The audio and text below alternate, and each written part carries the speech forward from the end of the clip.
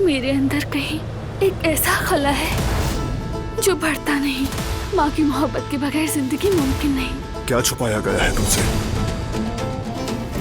मैं फराद के साथ तुम्हारी शादी पर राजी नहीं। तुम मुझसे क्यों भाग रही हो? तुमने देखा नहीं? कदर आपस से बात करके मैं उन्हें मना लूंगा। तुम बिल्कुल फिक्र न करो। फराद, वो लोग मुझे तुम्हारे काबिल ही नहीं समझते। मैं तुमसे शादी नहीं कर सकती फराद, मुझे भूल जाओ।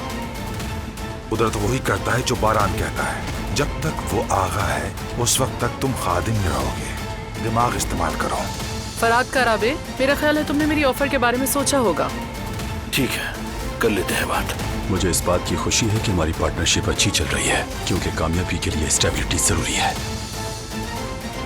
मुझे बाप की तरह पाला, लेकिन आप मुझे अंधेरे में क्यों रख रहे हैं? बताए ना, मेरी जिंदगी का सवाल है। नहीं बता सकता। मिल गया ना जवाब तुम्हें। अब जाओ और दोबारा कभी मत आना।